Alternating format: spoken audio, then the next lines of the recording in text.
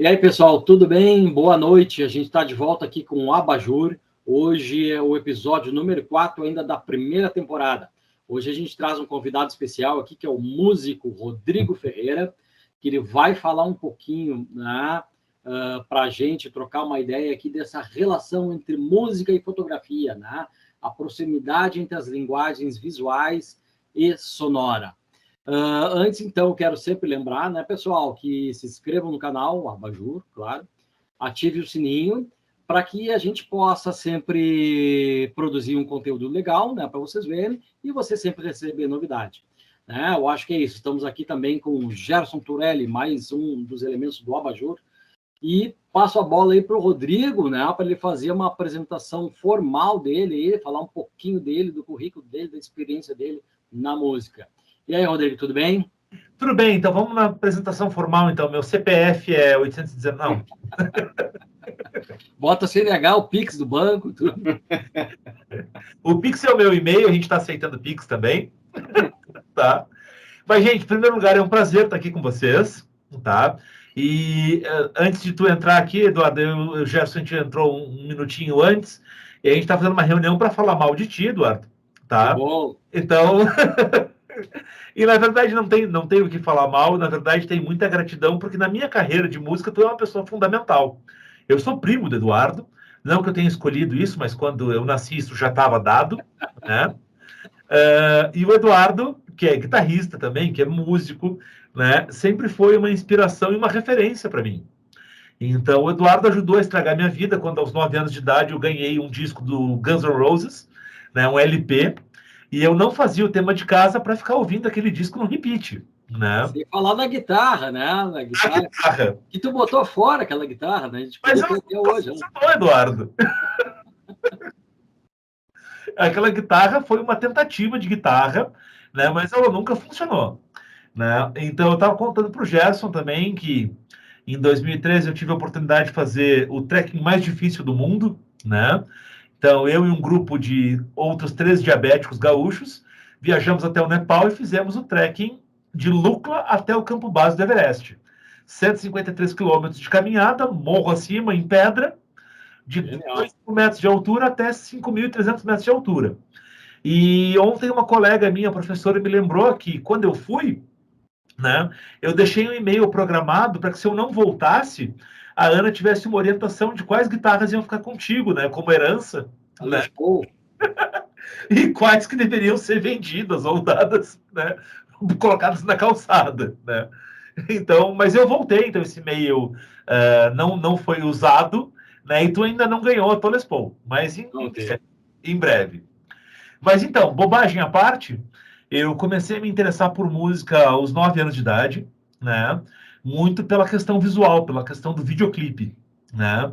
E o videoclipe que trazia um visual, né, da guitarra e da juventude como algo transgressor, como algo libertador, como algo enérgico, como algo repleto de tesão, de interesse, de energia, né?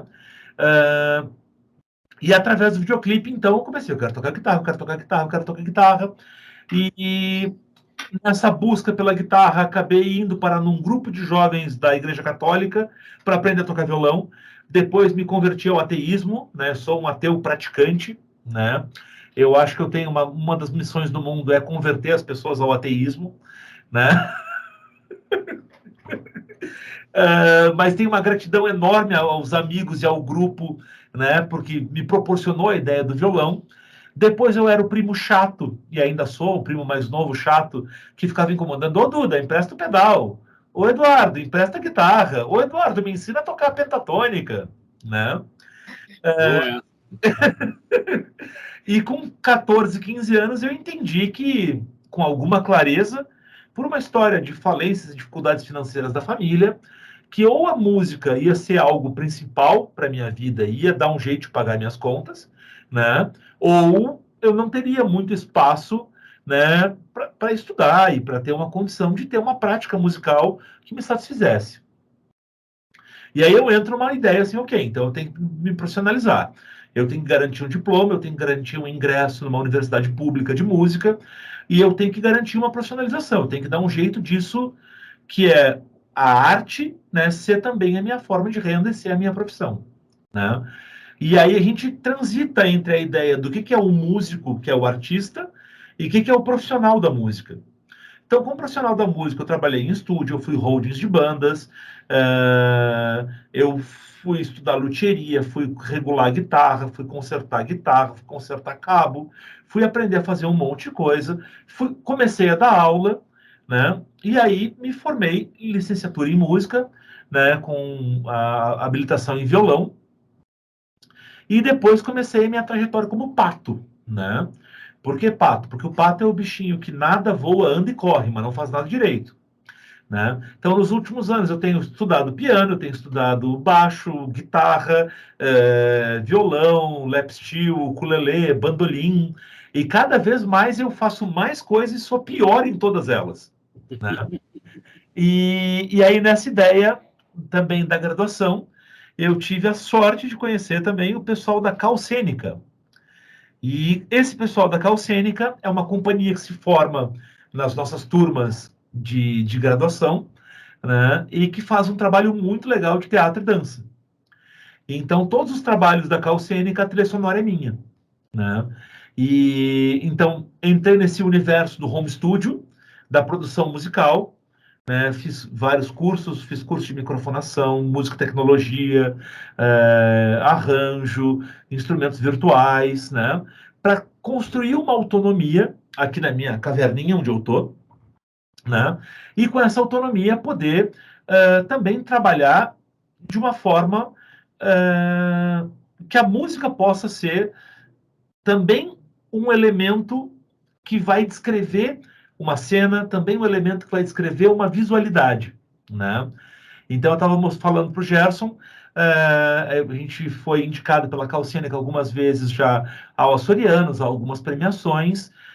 A Calcênica recebeu algumas premiações já pelos trabalhos, né? E uma das últimas que a gente recebeu, não foi uma das últimas, mas enfim, uma das que a gente recebeu foi a indicação de Açorianos por mídias alternativas, Bacana. que se desdobraram da música e da dança, né? E eu sempre gostei muito de trabalhar com o pessoal da música e da dança do teatro, né? Então, essa interação na própria graduação que a gente fez era muito forte. A gente tinha aulas juntos e a gente foi estimulado a transpor essa barreira entre as artes, né? Então, estamos aqui hoje para falar um pouco sobre fotografia e sobre música. Bacana. Só também tu também é professor, né, de escola municipal, né? E eu acho que isso também é bacana, porque eu acompanho às vezes tuas postagens que tu faz justamente dessa questão da musicalização, né, dos jovens e efetivamente às vezes da periferia, né? Total. E isso é muito importante, né, num momento, principalmente no momento como nós estamos passando de país, né, que de extremamente assim políticas agressivas, né, ou cancelamento de políticas públicas, tu manter esse foco, essa chama acesa, melhor dizendo, que é justamente levar a questão da arte, né, e no caso a música, ao alcance de todos, né? Isso é fundamental, né? Porque talvez se a gente tivesse assim, uma sociedade um pouco mais que se apropriasse desses espaços, tivesse mais acesso, as coisas seriam melhores. Mas é só enfim, um registro, né? Dentro desse extenso aí experiência de vida e currículo que o Rodrigo falou. Mas acho que hoje a jogada, né, como o Rodrigo falou, e o propósito de ter trazido ele para cá é justamente ver a visão de um músico sobre a fotografia, né? Nos outros episódios, falamos eu e o Gerson, falamos de capas de discos, nós trouxemos o Bebeto Alves, trouxemos a Fernanda Chemalho, são dois grandes fotógrafos que fizeram a visão também do fotógrafo da música, e o Bebeto é um cara também que ele é um cara que multiespectral, digamos assim, né? Ele é músico, ele é fotógrafo, ele faz produção, ele grava vários instrumentos também, isso é muito importante. Mas hoje a gente queria ver esse paralelo, né? E discutir, bater um papo aqui de que tu acha, Rodrigo, dessa questão, dessa proximidade entre essas duas artes, né? Da questão visual, questão sonora, né? O que nós temos, por exemplo, falando da fotografia, né? E o Gerson, como professor de fotografia, depois pode abordar e dar uma puxada mais fundo, assim. Nós temos que, né, a composição, nós temos o tempo, né, nós temos a harmonia, né, por que não dizer, nós temos o improviso, né, que também pode acontecer, nós temos aquele momento único que fica eternizado e congelado no tempo, né, Gerson? O que tu acha disso? Eu quero aproveitar, assim, e fazer uma pergunta que ainda não é sobre isso que tu estava falando, Eduardo, mas, assim, que remete aos capítulos anteriores, né? Nós falamos de capa de influências, né, da fotografia nas capas e tal, né? Rodrigo, tu iniciaste ali teu apaixonamento pela música, né? Tu mencionaste as fitas que tu vias, né, dos programas gravados da MTV e tal, que é o vídeo ali, né? Mas acho que já estava pegando aí a época que os CDs estavam entrando no mercado aí, eu imagino, né? Mas houve para ti também algum estímulo através das capas de disco? De alguma maneira trouxe alguma influência para ti nessa início na trajetória musical? Com certeza, com certeza. Uma figura muito importante na minha trajetória musical foi meu pai, que era um completo inábil para qualquer prática de violão, mas ele era um grande apaixonado por violão, ele era um grande violonista frustrado, né? Então, ele sempre deu muita força assim, para que eu estudasse violão, né? Também pela impossibilidade dele ter tocado, né? E o que era muito legal é que meu pai tinha um conjunto, uma coleção de vinis, aonde o vinil abria o encarte e era um livrinho com várias ilustrações e textos sobre a história dos compositores clássicos. Então, tinha Beethoven, Mozart, Chopin, né? E o meu pai gostava muito de ler e trabalhar de madrugada. Assim como eu, sou muito notívago. Assim, às 2 da manhã é a hora que eu sou mais criativo. O que é um problema quando tu tem um home studio em um prédio no centro de Porto Alegre, né? Isso pode ser algum problema, às vezes, né? Não para mim, eu estou bem feliz. Mas os meus vizinhos têm algumas queixas, né? Mas, então, acontecia muito do meu pai ficar lendo de madrugada, ou trabalhando, escrevendo, revendo algumas questões de trabalho, porque era a hora que a casa toda parava, e eu acordava e ia fazer companhia para ele, com 4, 5, 6 anos, né? E sempre tinha uma música clássica tocando. Sempre tinha esse cenário sonoro junto, né? Sempre tinha essa paisagem sonora, que é um conceito que o Murray Schafer fala. Murray Schafer é um professor de composição e escritor sobre música canadense, né? Que ele tem um livro, alguns, né? Mas ele tem um livro que é uma referência bem importante para mim, que é O Ouvido Pensante. E ele fala sobre essa ideia da paisagem sonora, de como o som descreve um lugar, né? Então eu tenho um carinho muito grande por essa paisagem sonora, que era o vinil baixinho, com aquela música, né? Às vezes uma chaleira fazendo um mingau, para me dar um mingau e me botar para dormir de volta, né? E essa coisa de estar ao lado dele, né? Lendo, escrevendo com os papéis, né? Produzindo relações do trabalho dele, e poder estar sendo também imerso pela questão visual do encarte. E esse encarte que era um livretinho, né, com imagens do século XVII, século XVIII, século XIX, né, de uma Europa, né, com os seus cabelos, com as suas perucas brancas, e toda aquela ideia do classicismo, do período barroco, daquelas roupas, né? Então, eu demorei muito para ter o CD, e eu fiquei muito no vinil, né? Eu fui dos meus colegas o último a ter o CD. Então, eu era muito também o que tinha as fitinhas, né? Nossa, a questão visual do disco, ela traduz e ela sugere e condiciona muito uma apreciação, né? Então, eu acho que sim, eu acho que é essa ideia. A fotografia do encarte é uma obra que já te propõe uma ideia assim, vem aqui, vem por esse caminho, me dá a mão aqui, vamos por aqui que eu vou te contar uma história. Eu acho que a história do disco começa com o encarte. É genial essa provocação aí que o Gerson fez, porque foi o que nós falamos, né, lá nos primeiros episódios, que era justamente isso, né, que a gente deixou no ar lá uma provocação, e porque era fantástico essa história assim das capas, né? E ali, depois teve todo um histórico que a gente já relatou no primeiro episódio, que é justamente isso. Ali também a fotografia se entendeu como namorada da música, né? E o mercado, obviamente, se apropriou disso, soube muito bem se apropriar disso, e aí, enfim, é tudo a história que a gente conhece, né? Mas, enfim, pessoal, nós agora estamos encerrando aí esse primeiro bloco, né, dessa conversa aí, do episódio 4 com o Rodrigo. Vamos voltar daqui a pouquinho no segundo bloco, tá? Valeu! E aí, pessoal, tudo bem? Voltando aí para o segundo bloco aí, nesse bate-papo bacana aí com o Rodrigo Ferreira, falando sobre fotografia e música. Gerson, tudo contigo? Vamos lá, então. Rodrigo, tu mencionaste há pouco aí a questão da paisagem sonora, né? Esse conceito assim, né? Paisagem sonora, tá? E antes de a gente entrar no ar, naquela nossa conversinha ali, tinhas falado também da questão do estímulo auditivo, do sentido, né? Da audição, como ele é imponente assim para a gente, né? Mais do que os outros, né? Enfim. Numa característica, assim, né? Muito bem.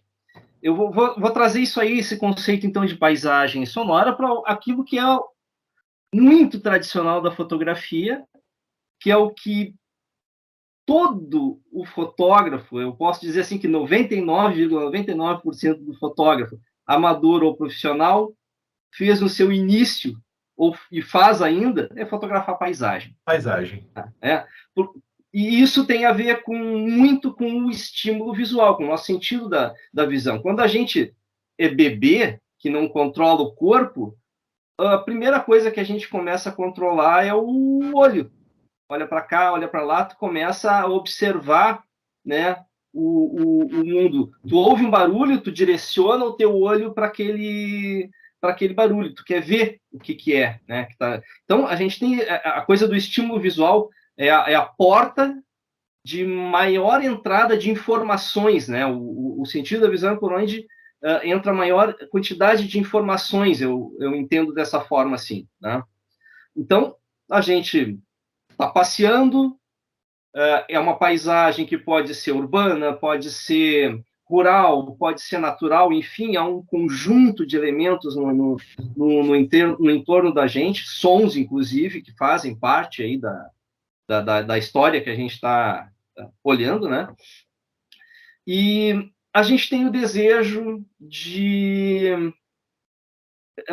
capturar isso aí, de capturar isso que a gente enxerga, né? Capturar essa paisagem, uma parte dela, às vezes toda ela, e a gente não consegue botar numa foto, às vezes a gente quer fazer um recorte, e nesse desejo de colocar, primeiro, naquele recortezinho que o visor da câmera, tela do celular hoje em dia, né? Aquele recortezinho ali pode englobar, né? A gente pode colocar mais coisas, menos coisas, daquilo que a gente enxerga.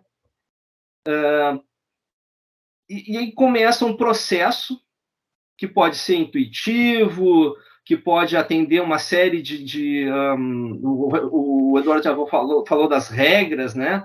Enfim, coisas mais técnicas aqui que a gente vai conversar aí daqui a pouco, né? Mas a gente, então, começa a ter um processo para fazer aquela captura daquela imagem. Perceber luz, a gente vai perceber cores, elementos que existem ali, tem movimento, não tem movimento, tem linhas, tem formas geométricas, tem algo, às vezes, que pode particularmente nos remeter a alguma coisa, né? Eu posso estar 20 anos depois retornando a algum lugar da minha infância, né? E tá igual como era no meu tempo de infância, eu quero carregar isso aqui para mim antes que mude. Enfim, a gente tá com aquele desejo de capturar aquela visão que a gente tem. E pensa lá cada qual com as suas possibilidades de equipamento e com aquilo que bagagem, vamos dizer, técnica que tem, né? E vai atrás de fazer a captura daquela cena. Como eu já falei ali, pensa em tem cor, não tem cor, que luz, Se o cara já é um pouco mais técnico, ele já pensa, o preto e branco vai render mais do que a cor, por algum motivo, né? Ou, enfim, como é que vai se dar isso para produção da música? A tua pergunta é muito bacana, só que ao ouvir a tua pergunta, eu comecei a pensar em tantas outras coisas antes dessa pergunta. Né? Então, primeiro, vamos fazer coisa de professor, né? Vamos usar a linha do tempo. Tá? Então, nessa linha do tempo, tá? O que eu quero propor para a gente? Bom, primeiro uma ideia assim, ó, não a fotografia, não a música, mas a ideia da arte, né? Aquilo que tu falou assim, eu quero capturar isso para mim. E nessa tentativa de capturar isso para ti, de enquadrar isso no visor, na tela do celular, naquela luz, né? Isso é uma tentativa, e a gente sempre com a arte, a gente está sempre lidando com uma ideia de frustração. Né? Porque eu quero pegar algo que é real, que é imenso, que é gigantesco, que é imensurável, né? E eu quero fazer algum registro disso que descreva isso, que eu possa compartilhar e principalmente que eu possa eternizar isso. Eu gosto muito dessa cena que tu descreve. Tipo, eu viajei para um lugar da minha infância e isso fica igual. Eu quero capturar isso para que eu perpetue isso. Né? Eu, como primo mais novo do Eduardo, várias vezes a gente teve aquela situação de os pais se encontrarem e reolharem álbuns de fotos. Né? E reolhar esse álbum de foto é o recordar, é o passar pelo coração de novo, né? E como aquilo foi eternizado, e como aquilo é uma tentativa e um fragmento de um real, de um todo. Mas como aquilo dispara na gente uma lembrança daquele todo, né? Eu esses dias reencontrei, minha mãe me mandou uma foto de um churrasco, uma sequência de fotos de um churrasco na casa do Eduardo, onde o Eduardo fazia o churrasco. Eu com uns 9 anos, o Eduardo com 20 e poucos. Menos. Menos. Né? E estão eternizados naquelas fotos o meu pai, que não está mais aqui, o pai do Eduardo, que não está mais aqui, né? Os cachorros que os pais do Eduardo tinham na época e que eu era apaixonado por aqueles bichos, né? E isso é tão importante, né? Então, qual que é a ideia da arte? A primeira ideia da arte é transpor e tentar vencer essa ideia da finitude. Né? Uma das ideias fundamentais da arte é isso. Tipo assim, cara, a gente é finito. Né? Essa porcaria desse universo onde a gente vive, um dia vai acabar. E do jeito que a gente está tratando o mundo, a gente vai acelerar isso bem rápido. Né? Mas a gente tem. E eu, como indivíduo, como um cara que faz 41 anos hoje, como um cara que sou um professor, sou diabético, tenho uma série de questões, né? Já o peso dos 40 anos, né? Já não sou mais o mesmo cara dos 9 anos de idade que estava naquela foto que a minha mãe me mandou, né? Eu tenho uma consciência da minha finitude, né? E esses dias, bom, o cara tem déficit de atenção, né? O cara vai caminhando, conversando e fazendo zigue-zague, né? Mas vamos lá, vamos tentar manter a linha, tá? Então, essa ideia de transpor a finitude e de ter um registro. A arte tem isso, né? E a fotografia da paisagem tem essa ideia, assim como a harmonia da música, de estabelecer um cenário. Naquela paisagem é um cenário para alguma coisa. Aquela paisagem é o cenário da minha infância. Aquela paisagem é o cenário da vida da minha família naquele tempo. A minha família, que vários elementos já não estão mais aqui, que não compartilham mais aquele tempo e aquele cenário, mas aquela paisagem reflete aquele cenário, né? Eu gosto muito de pensar na ideia do teatro, né? E da ideia do palco italiano como um quadrado, a quarta parede, que não existe, né? E a gente olha para aquele cenário, né, como um lugar onde algo vai acontecer. Claro que o cenário também é muito importante.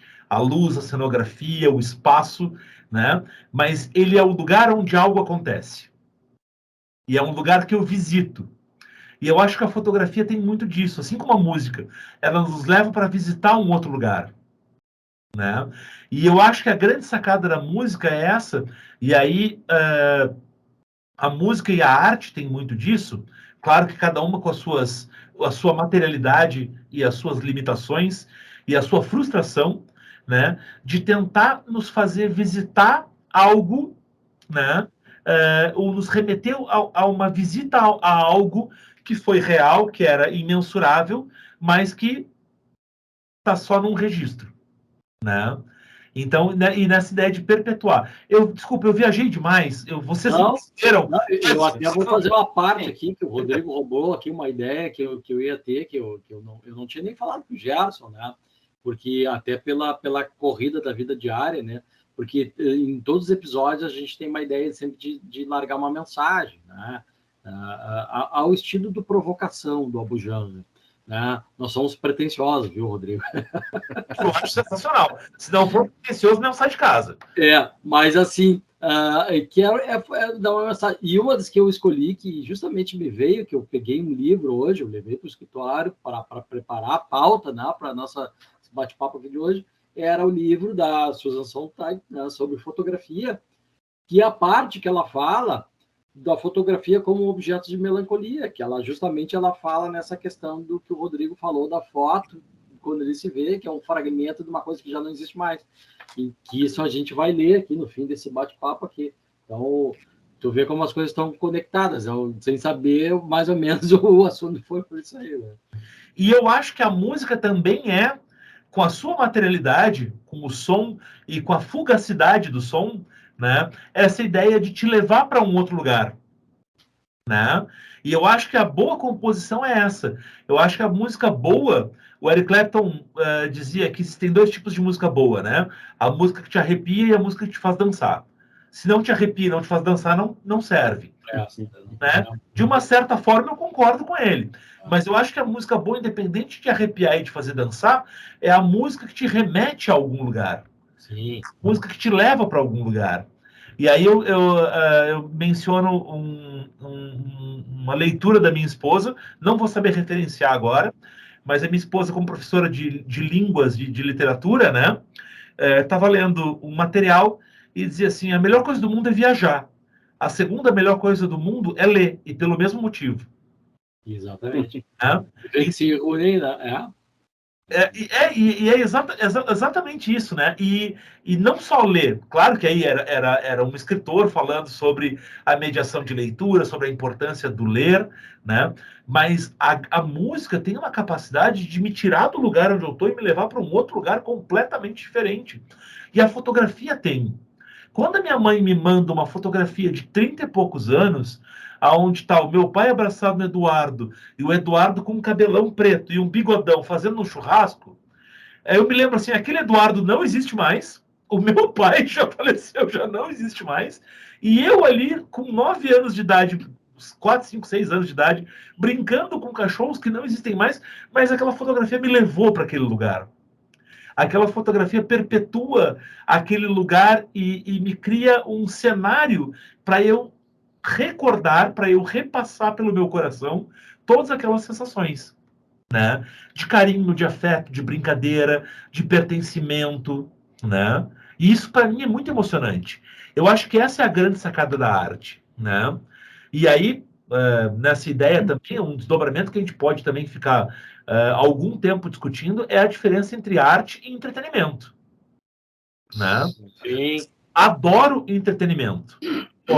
Adoro da Marvel, adoro série no Netflix, adoro programa de bobagem no YouTube, dedico um bom tempo do meu dia para isso.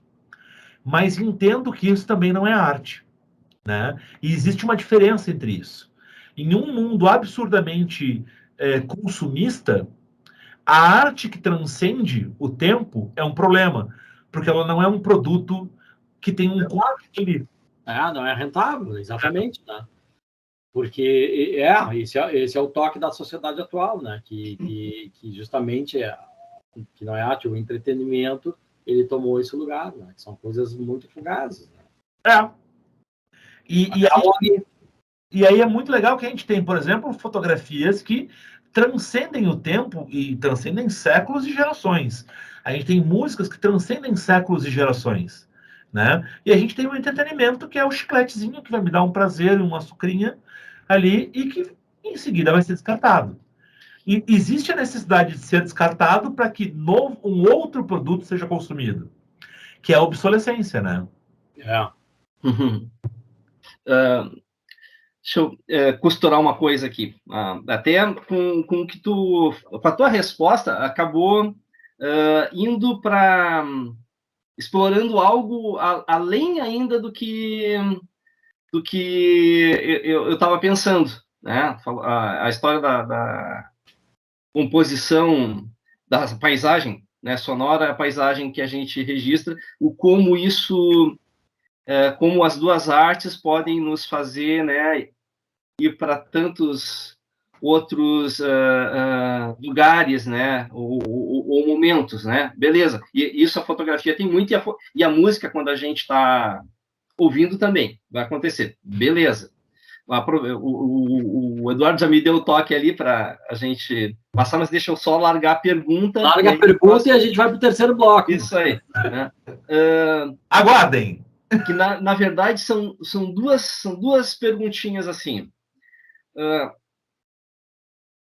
De novo, ali, a gente, fotógrafo, vai pensar naquela paisagem e ele vai enxergar linhas, ele vai enxergar cores, ele vai enxergar movimento, que ele pode trabalhar com movimento borrado, congelado, o que ele quer passar, ele vai pensar em formas geométricas, tu tem montanhas com picos, e aí tu tem triângulos nesses picos, tu tem uma paisagem urbana, tu tem prédios que são, em geral, quadrados, retangulares, então entra as figuras geométricas,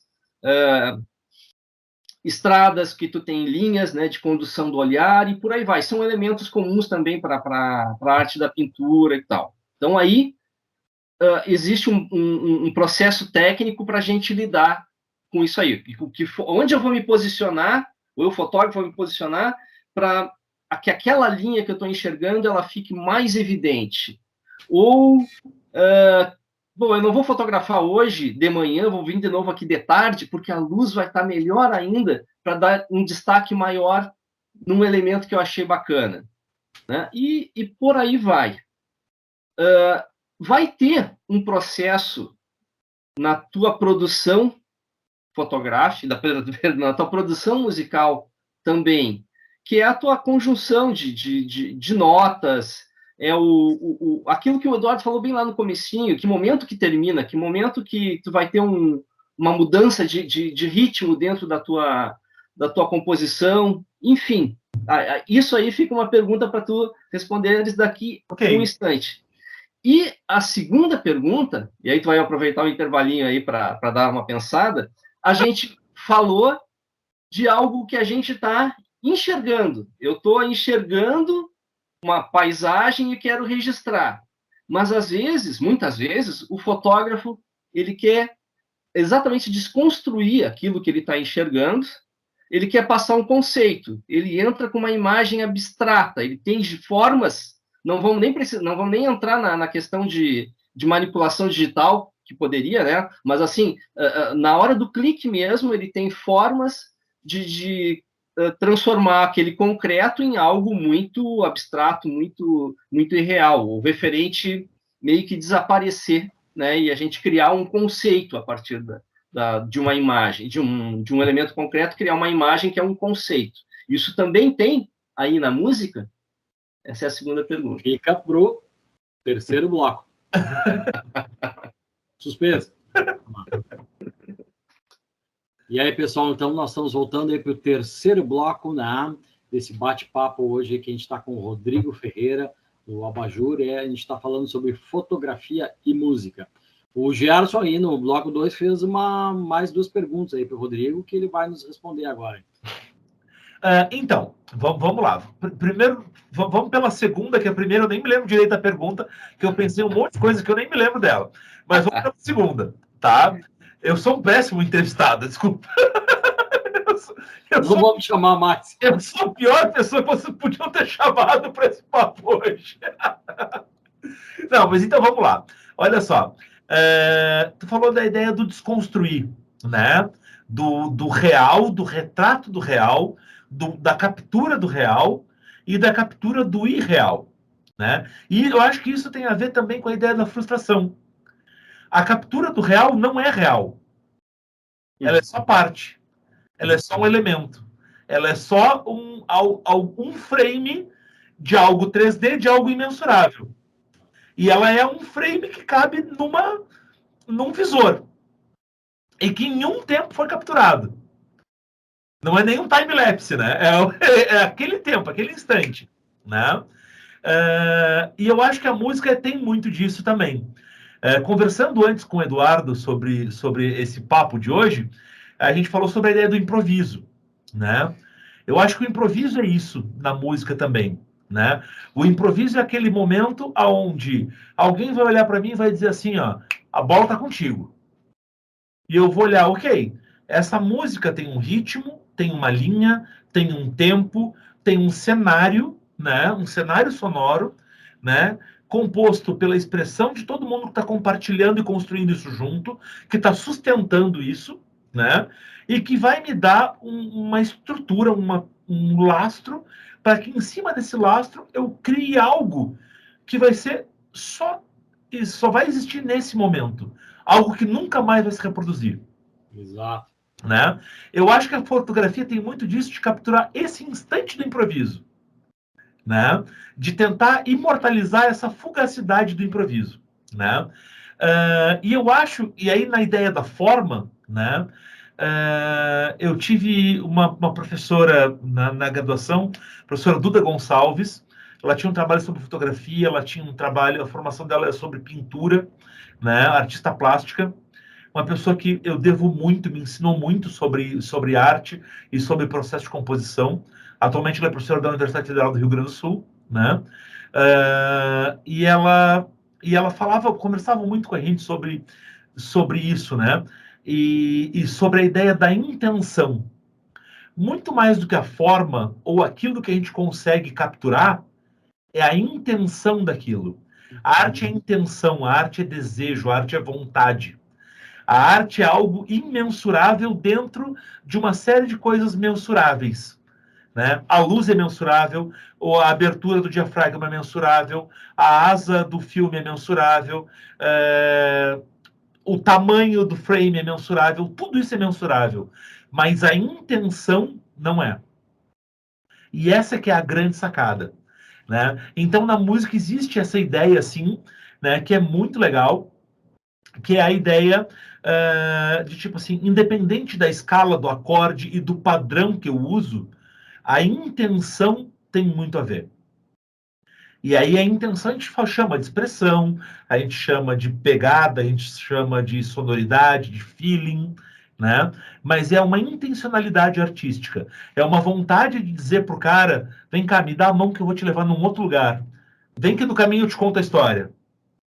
Sabe? Eu acho que na música tem muito isso. A música boa é a música que pega o cara pela mão e leva o cara para passear. Sabe?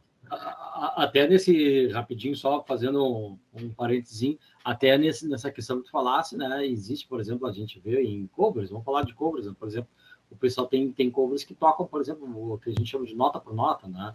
Que é o tal e qual o cara gravou, o bend de um tom e meio e tal, isso. E eu particularmente, eu acho muito mais interessante tu captar o sentido e a expressão do músico original fez e botar a tua intenção em cima.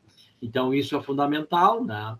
Porque tu sabe o campo harmônico, né? Ou seja, a harmonia, tu sabe como é que está construído aquele encadeamento de acordes, como é que está funcionando, e tu sabe o que ele usou aquilo, mas a tua intenção ao repetir aquilo, não mecanicamente, né? Que seria o tal do nota por nota, enfim, tu vai trazer talvez uma roupagem, não digo nova, mas uma abordagem tua, particular tua, daquilo que já foi usado,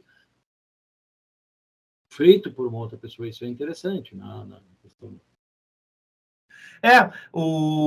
Antes da gente começar o nosso papo, eu também estava me lembrando de uma visita a uma exposição do Êxodo, do Sebastião Salgado, que é um cara, assim, tipo, na minha opinião, tem algumas pessoas que não podem existir no mundo porque não é justo com as outras.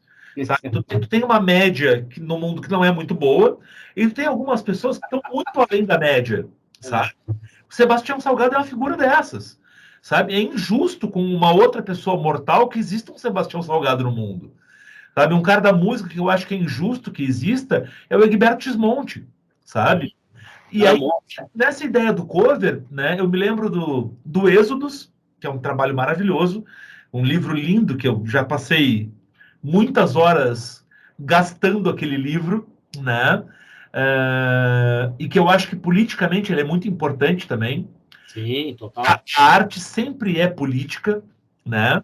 E a ideia do entretenimento também, e de uma sobreposição do entretenimento pela arte, é também uma ideia de despolitização, né? Porque não interessa em quem tu vai votar, não interessa qual partido tu goste, não interessa se tu é a favor ou se tu é contra. A arte é sempre política, sempre, né? E se não for político, é entretenimento, né? É outra coisa. Então, quando a gente tem o Sebastião Salgado falando, dando um nome, Êxodo, né? Tá falando sobre alguma coisa, né? Tem uma proposta, tem uma ideia, assim, é que nem a capa do disco do Beatles, do Pink Floyd. Olha, desgraçado, eu quero que tu escute isso aqui pensando em tal coisa, né? Eu me lembro um colega professor que me disse uma vez que ia vender o ingresso do Roger Waters e que ele estava chateado com o Roger Waters porque ele não queria que o Roger Waters fosse político. Eu olhei para ele, tá, tu pensa então que o quê? Dark Side of the Moon é o quê? Sobre construção civil? É isso? Tipo, pelo amor de Deus, cara.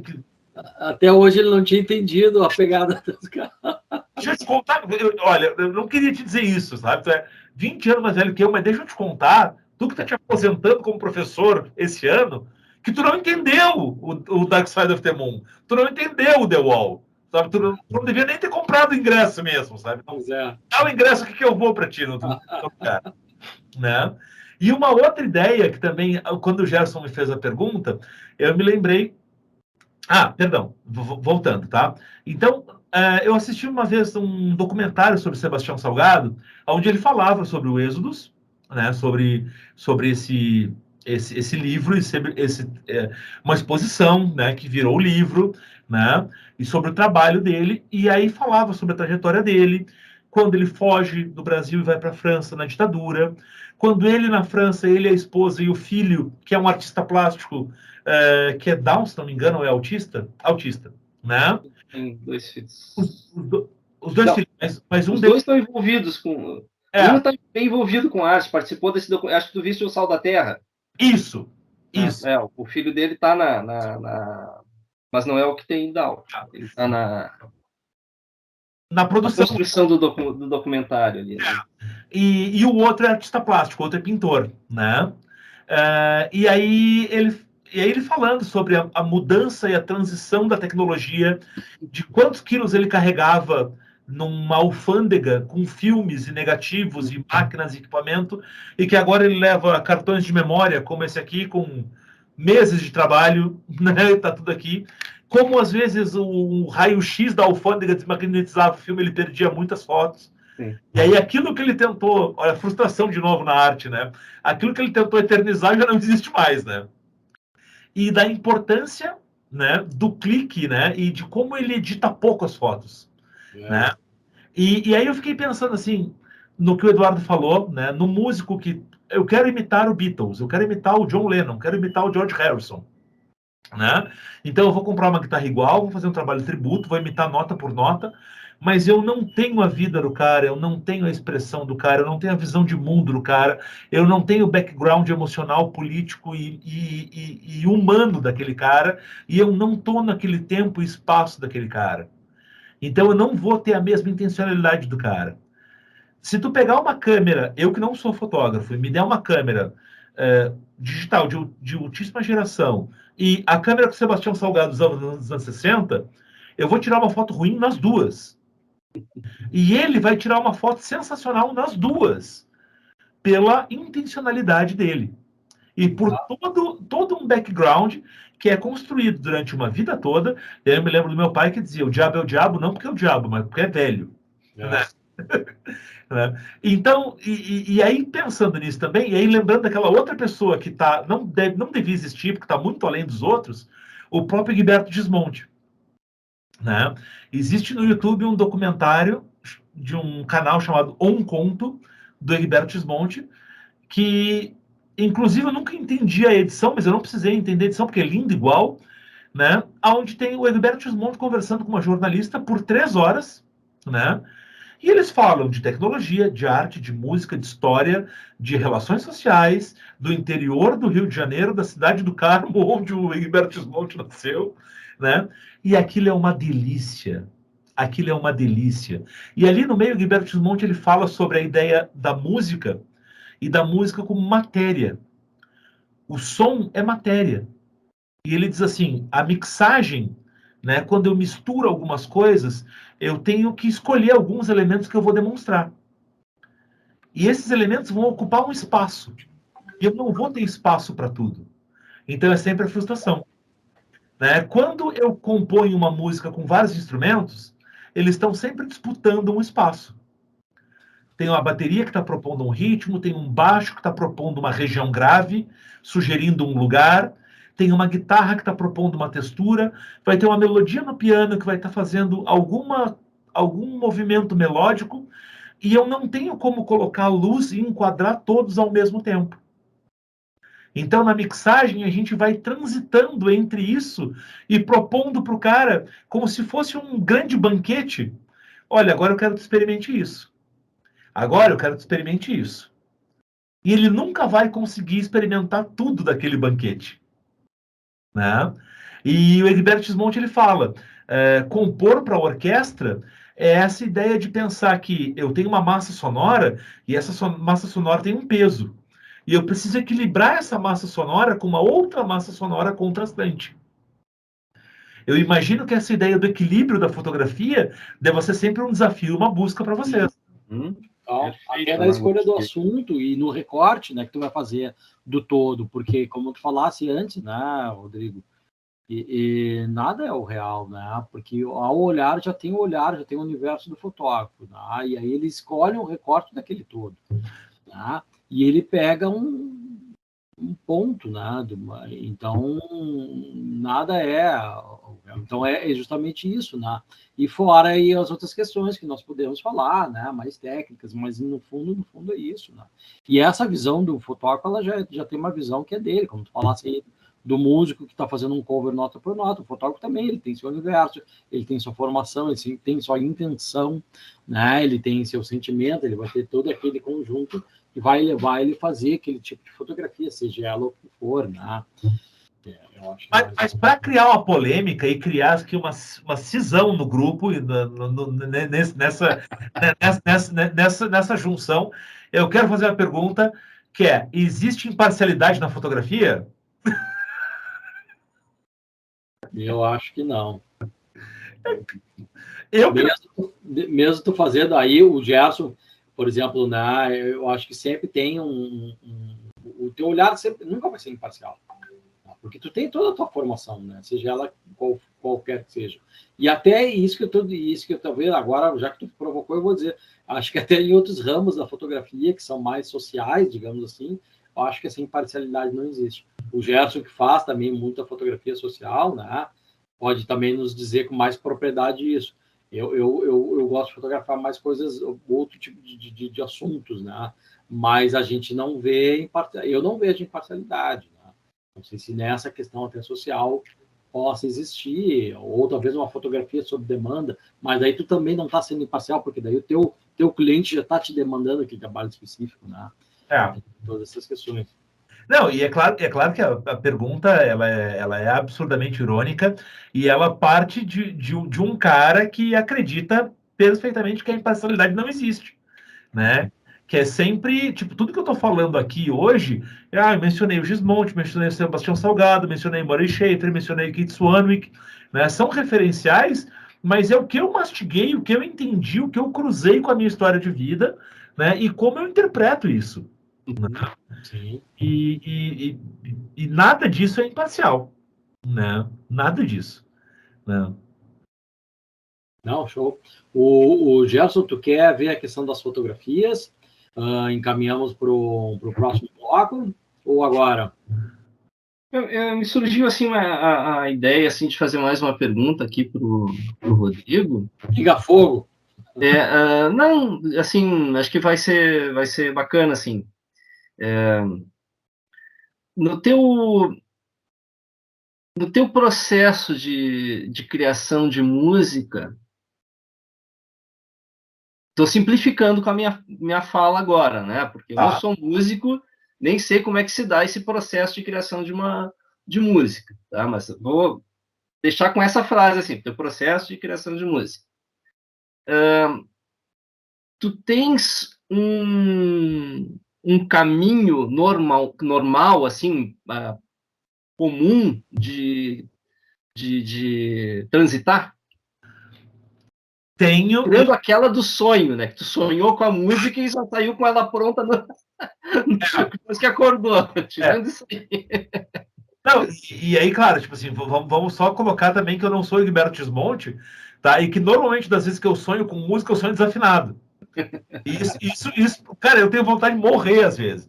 Eu sonho que eu tô tocando, assim, tá eu e o Duda lá numa banda tocando, eu assim, puxa, que legal isso. Aí eu pego a corda, pego a guitarra, ô desgraça, mas eu me lembro de estar olhando a minha mão fazendo isso, mas o som não era esse. Não era esse. Então eu já sonhei muitas vezes desafinado.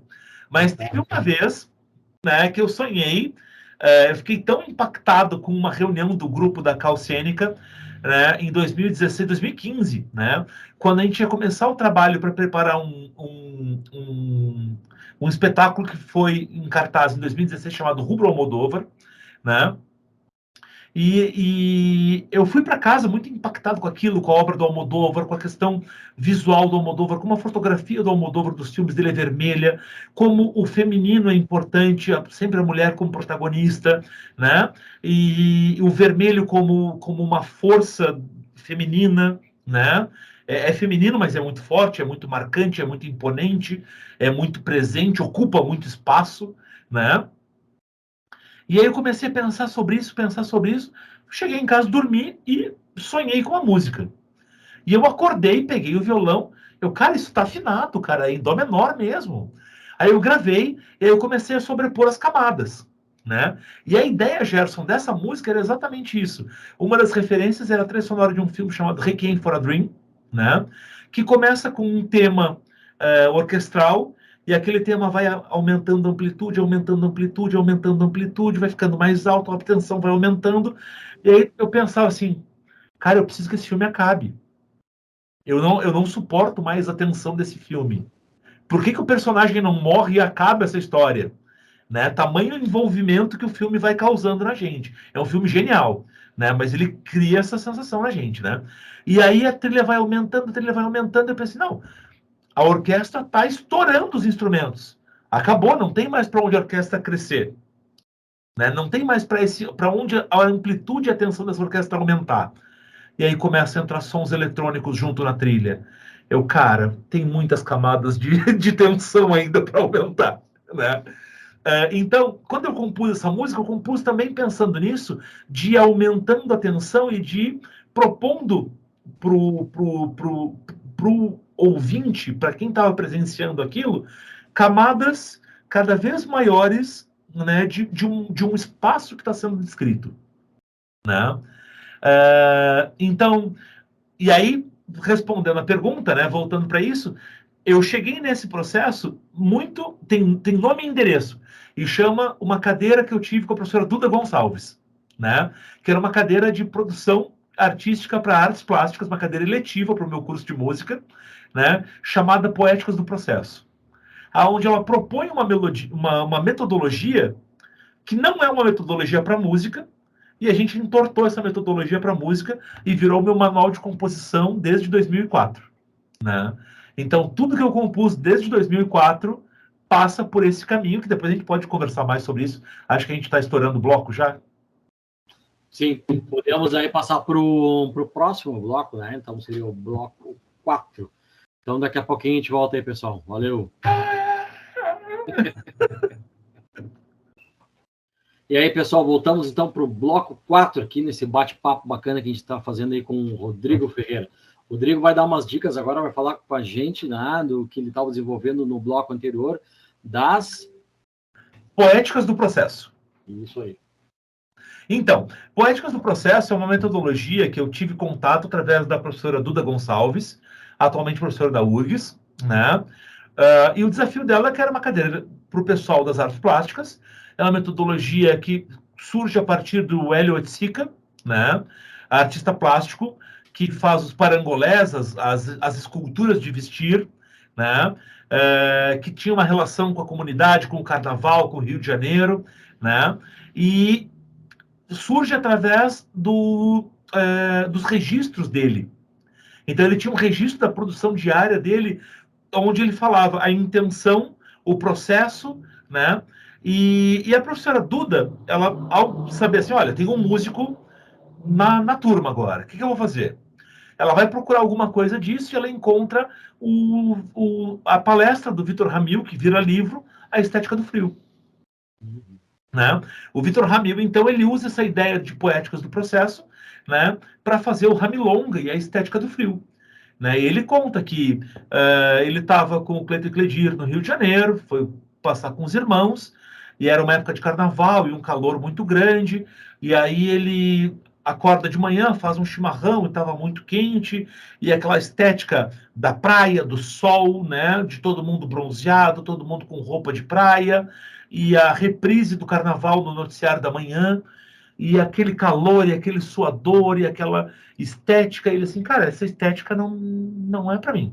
Não me pertence. Eu vi essa entrevista dele, muito boa. Essa estética não me pertence, né? E aí, quando ele fala dessa estética não me pertence, esse espaço não me pertence. Eu não faço parte desse espaço, né? Eu não me sinto à vontade nesse espaço. Então, qual é o espaço onde eu me sinto à vontade? É o espaço da planície, é o espaço da umidade, do frio, é o espaço do silêncio, do pampa, né? E aí na música regional gaúcha existe uma diferença muito grande entre a música serrana e a música campesina, né? Até pela acústica. Então, a música campesina ela é mais silenciosa, ela é mais introspectiva. A música serrana ela é mais explosiva, ela é mais gritada, ela é mais eufórica.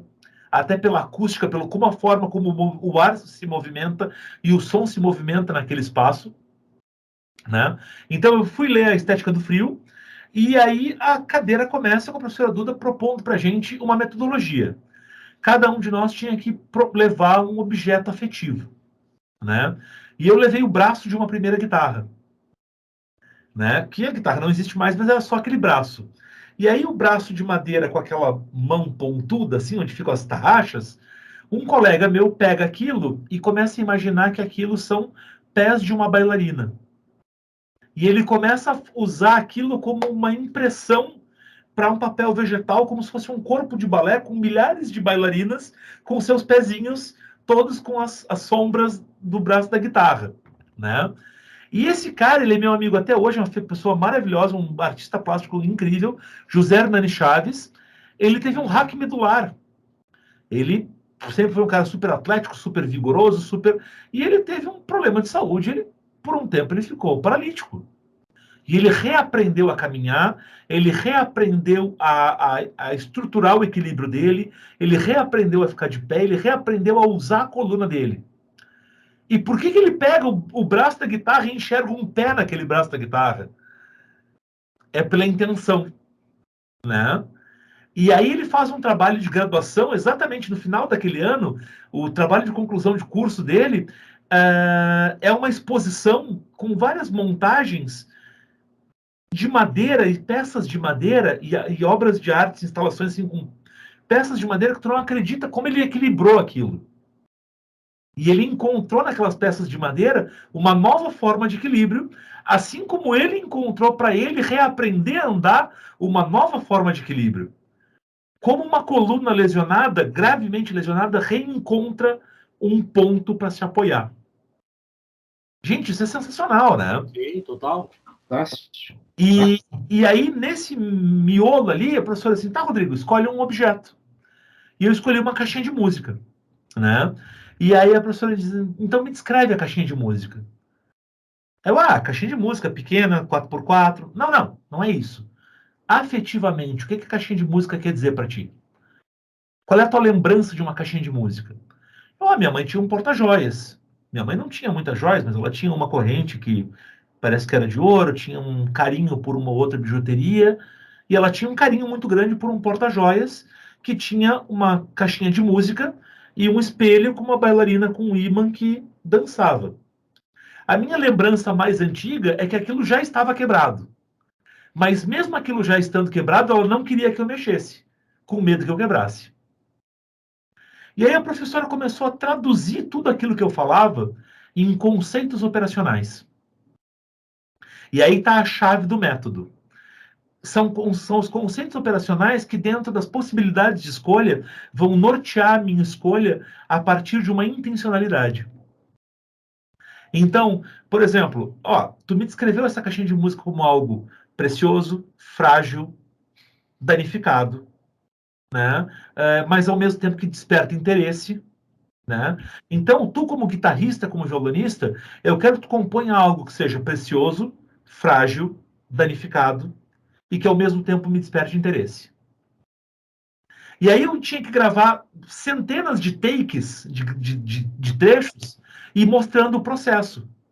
Testei isso. O que vocês acharam? Não, ruim. Testei isso. Tá, parece danificado, mas não tá bom ainda. Testei isso. Parece... E a gente ia fazendo isso coletivamente, né? E aí chega uma hora que, tipo, e agora? Eu escuto uma caixa de música. Sensacional. Né? A composição. Então, tipo, teve várias composições e o que para mim na música isso foi super importante. Eu sempre compunha visitando lugares que eu já conhecia. Através dessa metodologia, pela intenção, eu consegui alcançar lugares que eu não conhecia. E eu consegui instrumentalizar e usar coisas, por exemplo, eu estudei, en passant, na faculdade, música tonal, música serial. Mas ok, li um trabalho, ouvi meia dúzia de coisas, mas nunca foi uma coisa que fez parte da minha prática. E aí, num momento, eu me deparei com uma trilha para uma cena de um espetáculo, e eu assim, cara, é aqui. Isso aqui vai ser atonal. E isso aqui vai ser atonal porque eu quero transmitir a partir disso, dessa cena, isso, um conflito entre a mão esquerda e a mão direita. A mão esquerda vai representar o masculino, o grave, a mão direita vai representar o feminino. Isso reflete uma cena onde os bailarinos estão disputando um espaço, então a melodia vai disputar esse espaço. A mão esquerda e a mão direita do piano estão abertas num panorâmico, então as duas disputam o espaço central do ouvinte, da percepção do ouvinte. Isso num teatro que tu tem uma distância de 20, 30 metros entre a caixa esquerda e a caixa direita. Isso tem uma outra profundidade que aqui e num fone de ouvido a gente não tem, né? Então, e aí o pessoal me perguntou assim, de onde é que tu tirou isso? Tu nunca visitou um lugar desses, como é que tu chega num lugar desses? Pela intenção, pela poética do processo, pela intenção. Explica para nós aí, Rodrigo, se é possível, né, rapidinho, o que seria a música atonal. Perfeito. Então, aqui, ó. A gente vive num mundo tonal, tá? O mundo tonal é um mundo onde a gente tem, segundo o professor Fernando Lins de Matos, uma força gravitacional que faz com que eu saia de um acorde, que eu estabeleça um movimento de afastamento desse acorde, que eu crie uma tensão e que essa intenção me faça orbitar novamente para aquele centro. Um 4-5 seria, né? Não só um 4-5. Mas a base seria isso. Né? O 1-4-5 é o que o Eduardo traduziu aqui como guitarrista, que é a ideia do Dó, o primeiro grau do tom de Dó, Fá, o quarto grau do tom de Dó, e Sol, o quinto grau do tom de Dó. Né? Então, mas mais do que o 1-4-5, é a própria intenção de fazer com que as coisas orbitem sobre o Dó. Né? Então, eu vou ter uma escala, eu vou ter uma paleta de cores, só que em vez de ser uma paleta de cores, é uma paleta de sonoridades. E essas sonoridades vão me dar esses movimentos de aproximação e afastamento para um centro tonal. Tá? A música tonal, a música não tem isso. Tu não tem um centro tonal. Não tem uma ideia aonde o ouvinte percebe, opa, a música terminou, agora é a hora que eu bato palma. Não tem. né? Não tem isso, onde diga assim, ó, essa nota não faz parte dessa música. E por isso que às vezes é difícil o ouvido, né, que está tão acostumado, principalmente quem toca, vamos supor, rock, né, que é o meu caso, assim, é difícil tu trabalhar com essas ideias, né, ou melhor, digamos assim, seria até interessante trabalhar porque tu começa a ter novos conceitos, novos horizontes, mas no ouvido, né, às vezes ele vai causando um desconforto, não sei se é essa palavra que seria, mas Sim, justamente desconforto, porque tu perde a referência do tom central da música. Não encaixa. Parece que os sons não estão encaixando. Exatamente. Mas a ideia era exatamente essa a intenção de não encaixar para descrever uma disputa de espaço entre o masculino e o feminino, entre o grave e o agudo, entre o canal direito e o canal esquerdo. E isso tudo está acontecendo ao mesmo tempo que o cara está vendo os bailarinos numa disputa corporal pelo espaço cênico. E isso a gente pode trazer para a fotografia, né, Gerson? Porque existem aquelas regras básicas, regrinhas que tu aprende lá, às vezes, a regra dos textos, e na verdade, se a gente se propor essa desconstrução, que é sair desses princípios mais basilares de engatinhar da fotografia, tu vai chegar numa fotografia atonal, né, Gerson? Que é justamente essa que vai te causar, assim, essa referência. Cara, mas onde é que está o centro de estudo? Eu não estou vendo os textos, eu não estou vendo isso, eu não estou vendo... Mas é justamente isso, colocar essa intenção, e aí que vem aquela questão da arte, que o Rodrigo falou lá desde o início, que é a arte, ela está aí justamente para isso, né? Para fazer essa coisa na tua cabeça, no teu sentir, né? No teu pensar, né? Então, por isso que eu provoquei ali para o Rodrigo, como professor e como músico, né, dar essa explicada do que é a música tonal, porque isso a gente pode ver também na fotografia, a desconstrução dessas regras, a desconstrução do olhar. A gente tem aquele olhar cartesiano e que às vezes é cada vez mais moldado, dependendo de onde tu for, e que eu acho que na fotografia, enfim, que é que a gente está falando, acho que isso é uma grande possibilidade de tu criar coisas geralmente mais legítimas, talvez, né? Mais que tenham únicas, não sei. Exatamente, únicas. Eu acho que é isso. E aí, Eduardo, tem uma coisa muito importante que aí é o meu lado do professor também, né? Então, uma coisa é o Rodrigo com 2016, 35 anos, né? 2015, 34, 35 anos, depois de graduado, depois de 20 e poucos anos estudando guitarra, né? Desconstruir com uma intenção e com uma consciência. A outra coisa é eu chegar e apertar o meu piano assim.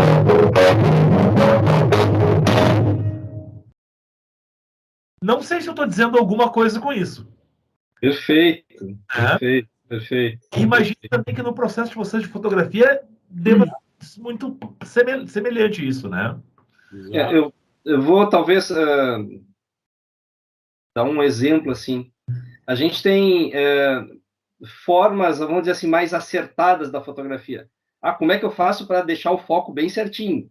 Como é que eu faço para eu capturar bem a luz bem certinha, tal? E tu aprende lá pelas tantas e tu sabe fazer isso muito bem, vamos dizer, né? Tenta errar de propósito.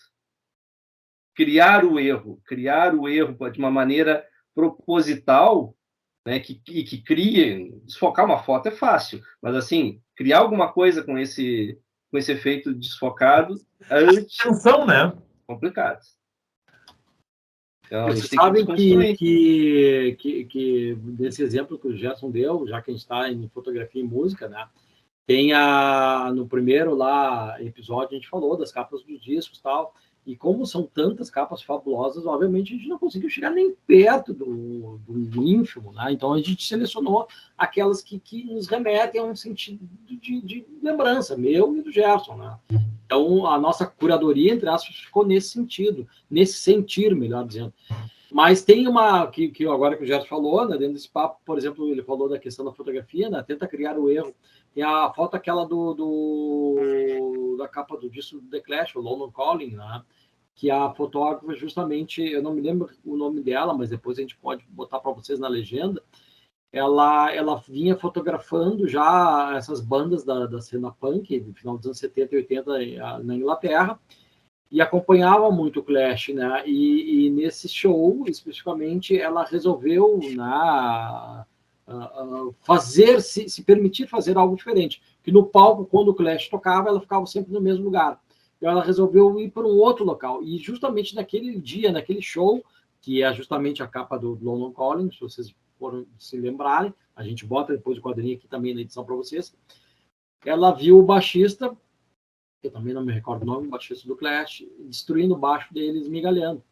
Porque o cara estava extremamente, de um dia, enfim, avesso a tudo, sei lá, aquelas coisas dá tudo errado, e no show também parece que deu tudo errado, né? O cara, ele pegou e quebrou o baixo, batia no chão até espicaçar o baixo.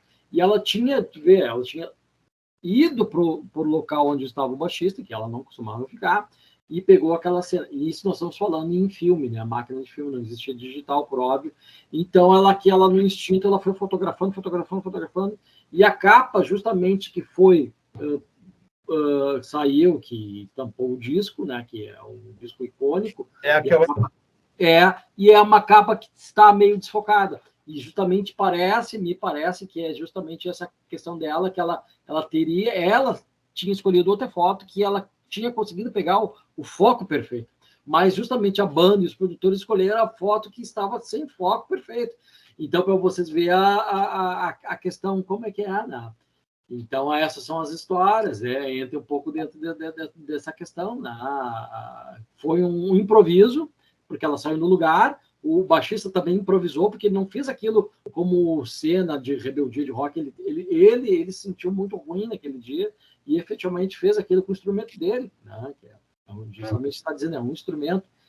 E ela, naquele improviso, ela foi uma máquina de filme, não se tinha, talvez... Ela registrou essa foto sem estar tecnicamente perfeita. Exatamente. Né? Isso. E no mundo do estúdio, na música, a gente fica muito atrás do take perfeito. É o microfone perfeito, é o instrumento perfeito. E aí a gente pega músicas sensacionais e o take perfeito não existe. A gente vê o Beatles no Abbey Road, o comentário aquele, né? 6 horas, né? E é uma precariedade técnica absurda. E é sensacional. É maravilhoso, porque é intenção, é arte, é puro, sabe? É entrega, né? E eu acho que essa que é a grande sacada, né? É isso aí. Sensacional. Então, tá, acho que encaminhamos o bate-papo aí para uma finaleira, né? Tem uma questãozinha especial aí para colocar na finaleira, né? É uma surpresa. Opa! Mas até agora tá fantástico o bate-papo. A gente poderia ficar aqui, olha, que eu nem sou da área, mas tenho uma curiosidade muito grande com quem é da área, com essas coisas que acontecem aí no mundo da música, né? Sou um aficionado por essas histórias e por entender esses processos aí, né? Que são de criação.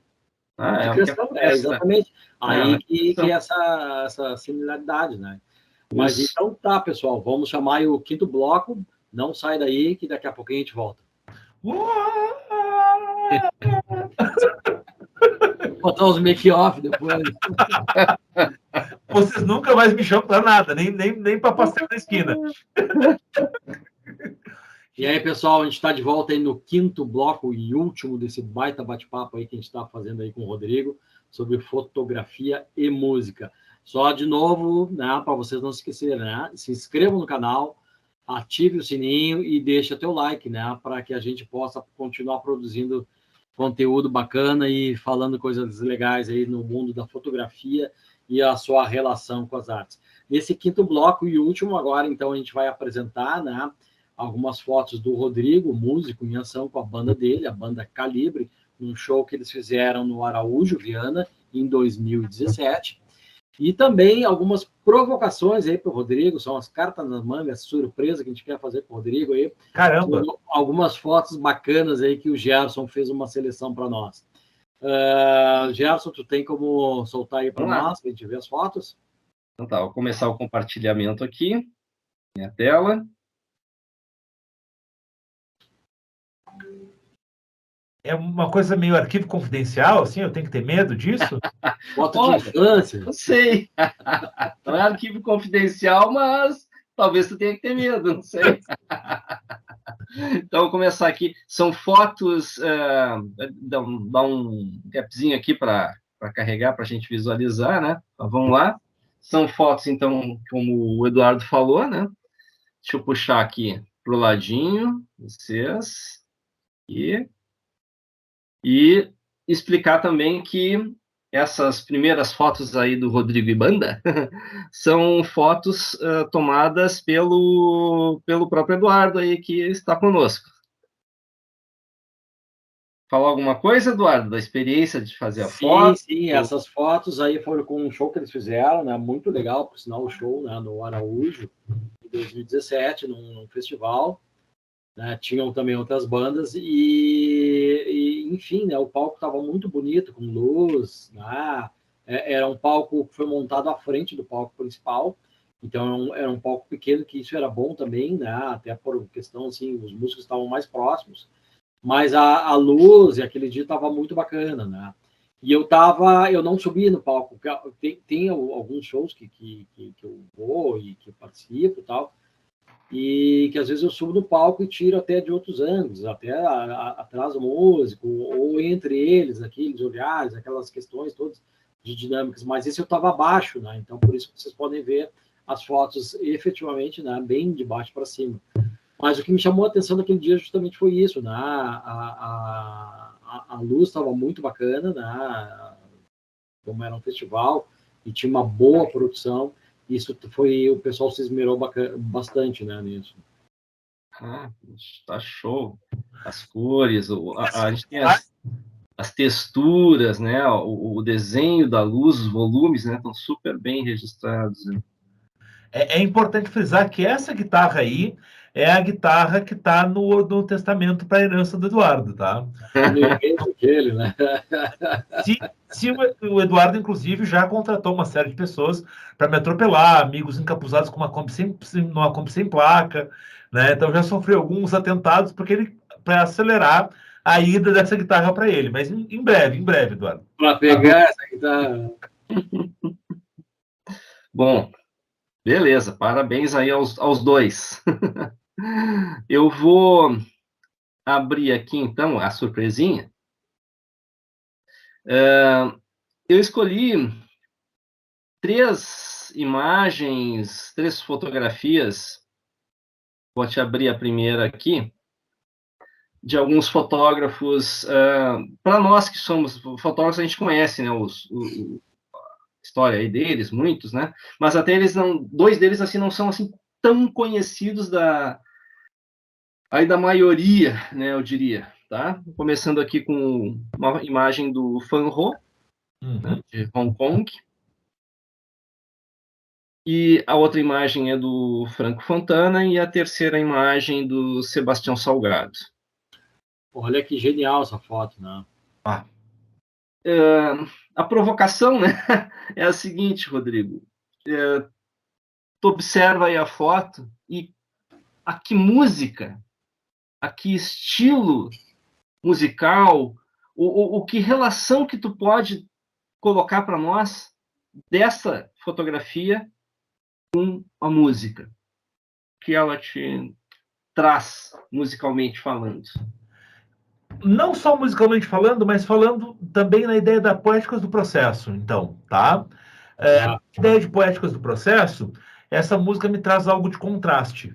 Perdão, essa foto me traz algo de contraste, tá? E vários tipos de contraste. Primeiro, um lugar externo, né, iluminado, e um lugar interno escuro. Depois, o contraste do velho e do novo.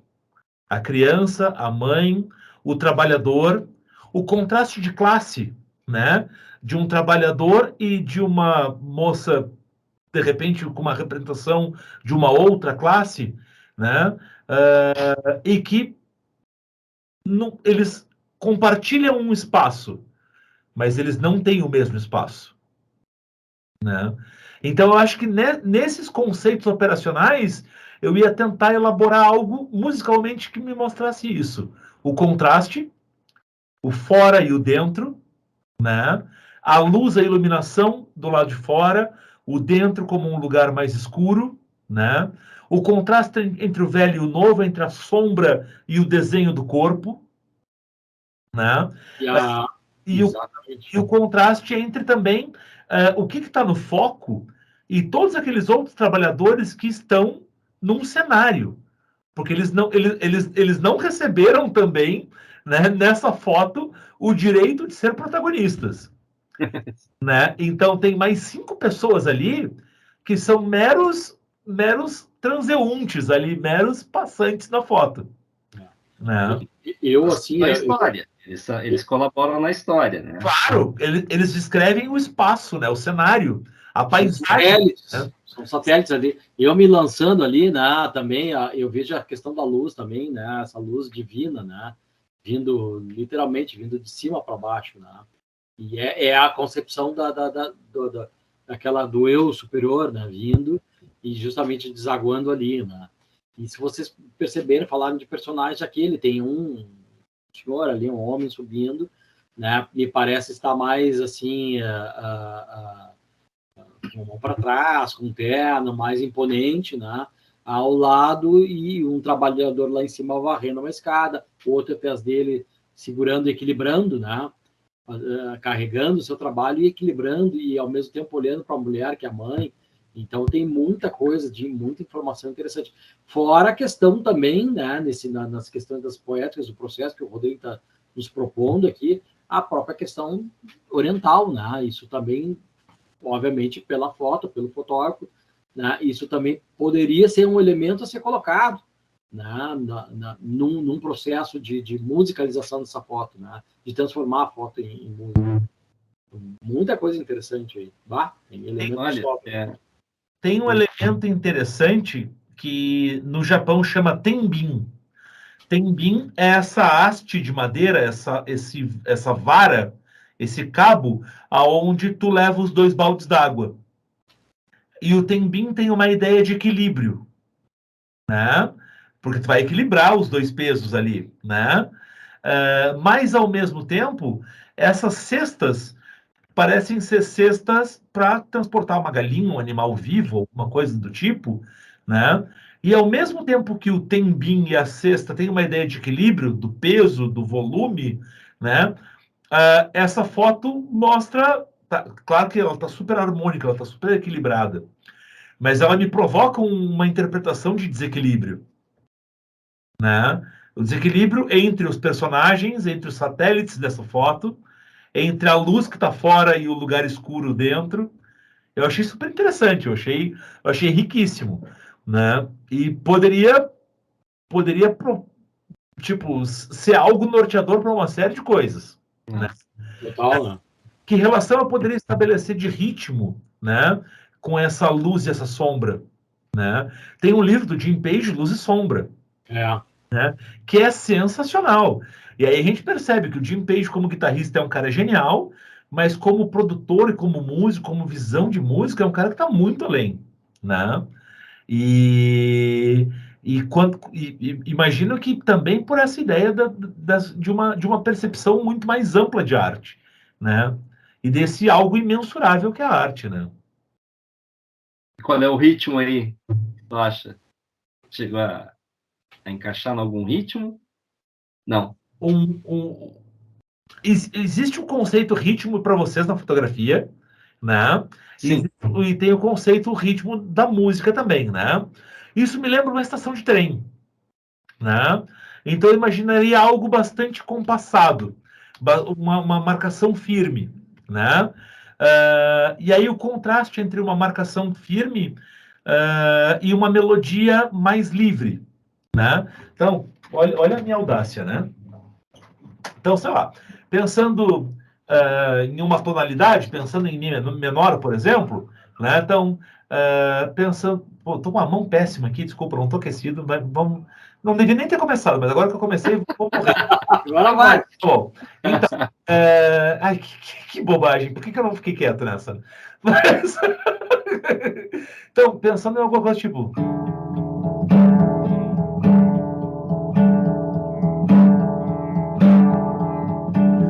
E ao mesmo tempo que eu tivesse essa ideia, então congela essa ideia, né? Então, tipo...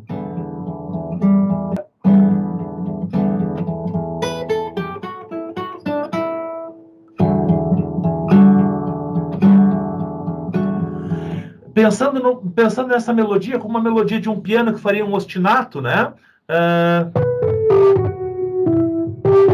Perdão. Então. Peraí, eu posso usar uma ferramenta que é a meu favor. Então, imaginando aqui o acorde de Mi menor.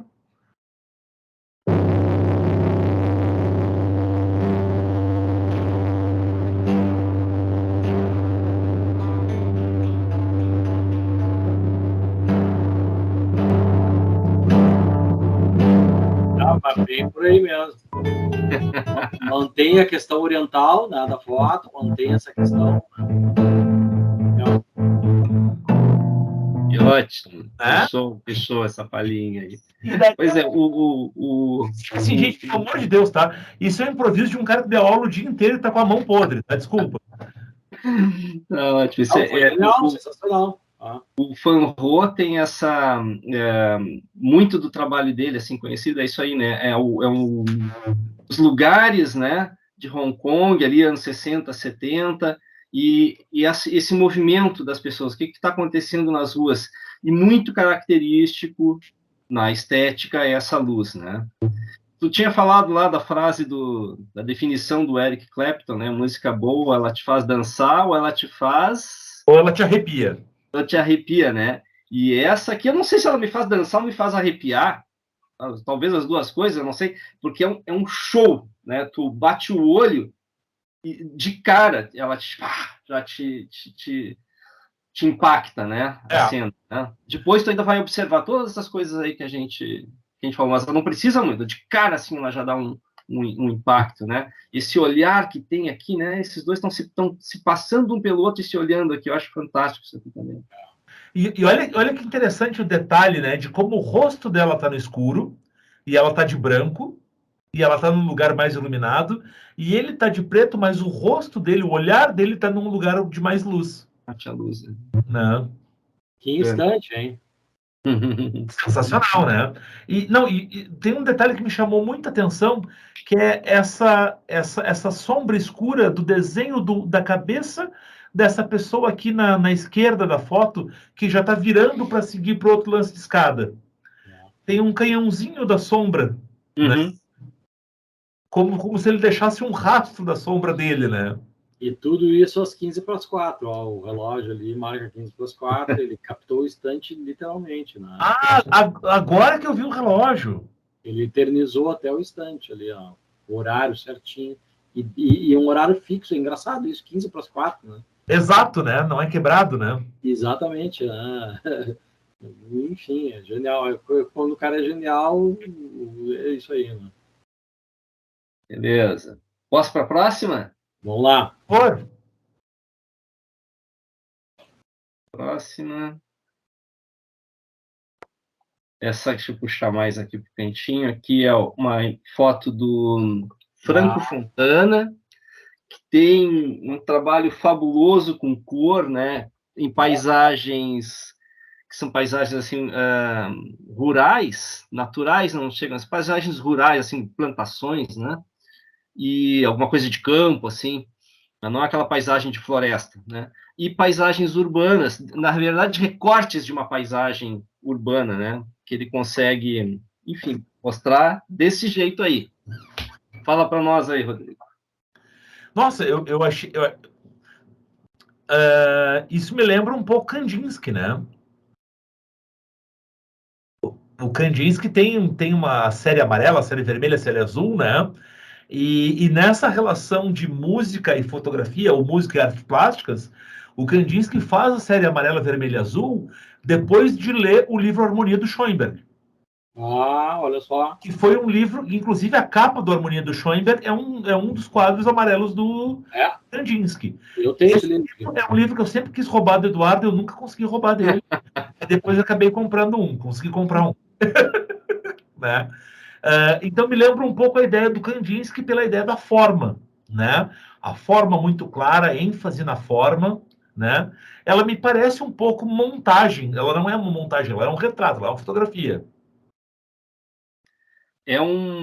A objetiva, né, a lente que ele usa permite fazer esse recorte bem fechado e uma impressão de achatamento.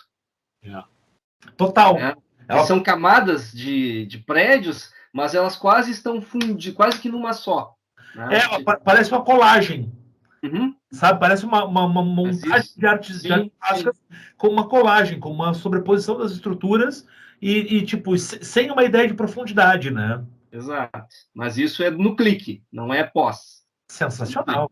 O que tem a ver no pós é uma questão de saturação das cores, tal, uma forma de lidar com a cor, né? Esse elemento cor, que é o tchan, assim, né? Do trabalho dele é a cor, é um mestre na cor, assim, o Frank Fontana. Não, e é sensacional porque esse amarelo dele, desculpa, eu sou um completo leigo e ignorante para isso, tá? Então, posso estar correndo o risco de falar uma grande bobagem aqui. Mas esse amarelo me lembra muito o amarelo do Kandinsky. Né? E claro que o Kandinsky explora muito mais formas de uma outra maneira, né? Formas muito mais irregulares e muito mais a relação entre as formas. E aqui é muito mais o impacto do todo, né? Mas eu achei super interessante. E o meu palpite é que essa sombra aqui embaixo do telhado, aqui embaixo no lado esquerdo, esse triângulo muito exato, muito preciso, muito bem delimitado pelo contraste, né? Que essa sombra fosse uma montagem. Então essa é a minha impressão, assim, tipo, isso é tão, essa linha é tão perfeita que a luz não faz essa linha. Claro que a luz não faz curva, né? Mas que essa linha não é uma luz natural, né? Mas aí tu matou a charada já e já me deu a manha, que é a ideia do contraste, né? Contraste, isso. Saturação, no saturar, o preto também satura junto, né? Sim. Saturam juntos, né? Não, é genial a foto, assim, é impactante, né? Justamente por causa disso. Sensacional. Casa com o quê na música? Casaria com algo mais atonal.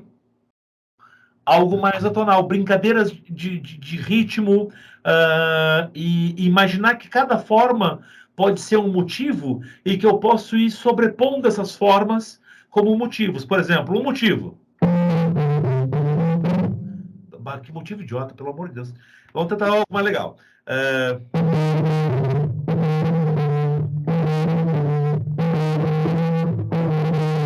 E aí, imaginar que esses motivos estão brigando por espaço, estão disputando espaço com outros motivos.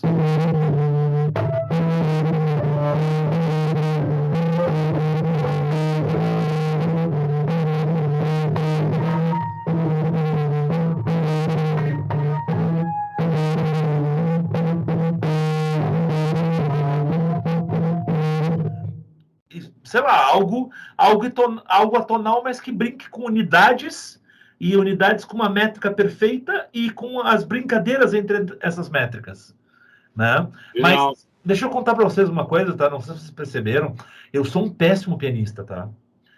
E assim, eu nunca estudei piano na minha vida, por azar eu tenho um teclado ligado aqui na minha frente, tá? O que eu estudei foi violão, e olha lá, o meu plano de vida era tocar Legião Urbana o resto da vida, mas acabei fazendo a faculdade de música, e a vida não foi bem do jeito que eu planejei, né? Mas então, pelo amor de Deus, me perdoe que eu sou uma anta tocando piano, tá? Não, genial. Vamos para outra lá, então. Vou passar para a última aqui, então, uma foto do Sebastião Salgado, de uma estação, enquanto vai passando aqui, que dá uns instantinhos, né? Vai passando uma estação de trem, acho que em Bombaim, na Índia. Nossa. Uma foto um pouquinho diferente daquelas que a gente mais conhece do Salgado, né? Que também são mais dramáticas, né? Da dureza da vida humana que ele captura, né? Só vem para um outro... E é do Êxodos, tá? É. Isso é do Êxodos. Essa foto me remete direto a uma ideia do Abertura do Tempos Modernos. Vocês lembram dos Tempos Modernos do Chaplin? Sim. Né?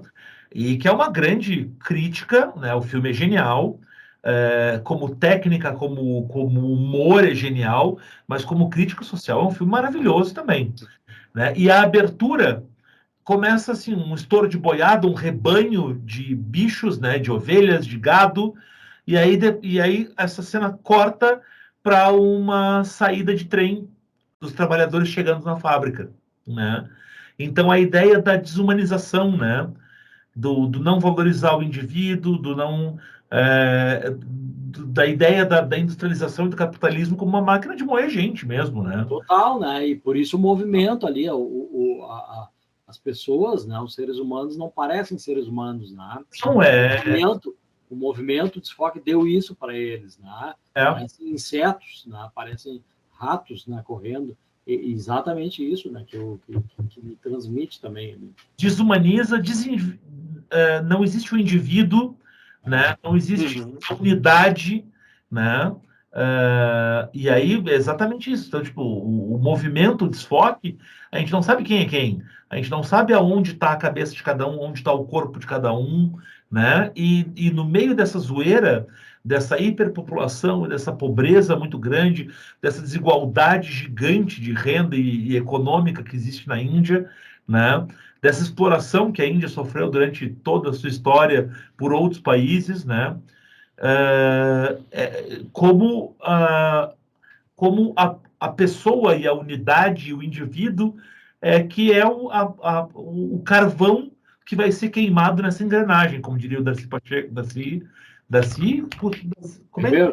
Darcy Ribeiro, pelo amor de Deus, eu já falei lá outra pessoa que não tem nada a ver com a história, Darcy Ribeiro, né? Ele falava, tipo assim, a escravidão, né, e a humilhação e a exploração do outro é usar o outro e a vida do outro e o corpo do outro como um carvão para queimar uma engrenagem, botar em movimento uma engrenagem que vai gerar um lucro para ti, né?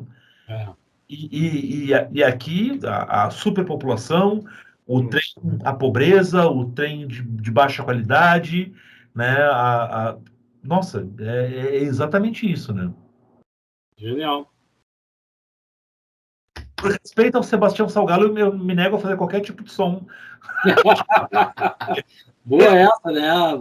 Parece que eu estrague. O som do silêncio, né? Na verdade, isso aí, né? Não tenho o que dizer. A foto uma grande pausa, né, Rodrigo? Talvez ali. Uma grande fermata, né? Ali já diz tudo. Essa provocação que a gente fez aí contigo, ela tem a ver com um desafio que nós vamos lançar em seguida aí para os nossos espectadores aí, né, os nossos membros aí inscritos no canal e tal, aí quem vier participar aí pela frente, que eu ainda não vou dizer agora. Daqui a pouco a gente explica direitinho o que vai ser esse desafio, mas é através da arte fotográfica criar uma relação com a música. Tu fez o caminho inverso aí, né? A partir de uma fotografia, trouxe uma relação para a música. Sensacional. Beleza. Genial, então. Que legal. Vou fechar aqui e descompartilhar aqui, voltar para nós.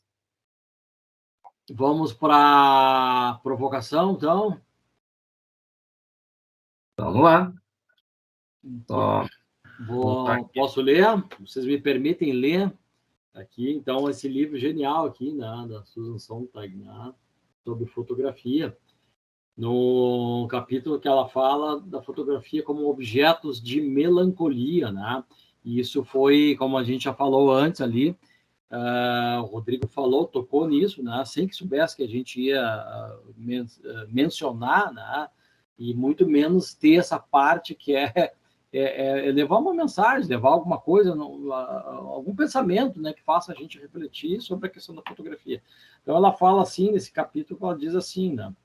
Por meio das fotos, acompanhamos da maneira mais íntima e perturbadora o modo como as pessoas envelhecem. Olhar para uma velha foto de si mesmo, de alguém que conhecemos, ou de alguma figura pública muito fotografada, é sentir, antes de tudo, como eu, ela ou ele era muito mais jovem na época. A fotografia é o inventário da mortalidade.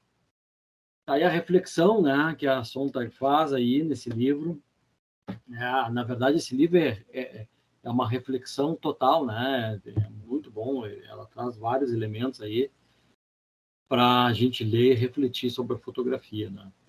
Mas, enfim, chegamos ao encerramento aí desse episódio, né, com o Rodrigo Ferreira, músico, que falou com a gente aí desse belo bate-papo aí, dessa relação entre a música e a fotografia, na visão dele.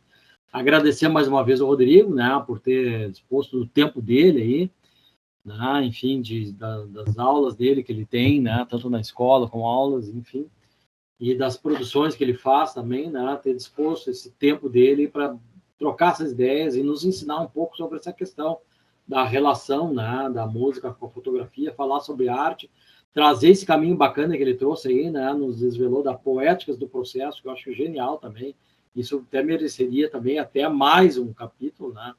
Quem sabe não sai um na frente, que a gente fale sobre a questão da composição da fotografia, utilizando esse método proposto, né?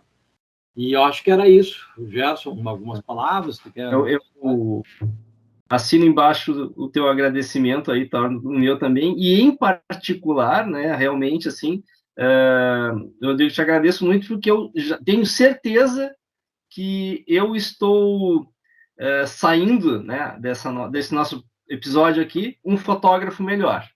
Puxa! Muito obrigado. Nossa! Gente, assim, ó, nossa... Obrigado, não tenho... Me emocionei, desculpa. Mas, puxa, em primeiro lugar, eu quero agradecer demais vocês. Faz algum tempo que eu pratico uma arte marcial japonesa chamada Aikido, né? E uma das ideias principais do Aikido é a ideia do Giri.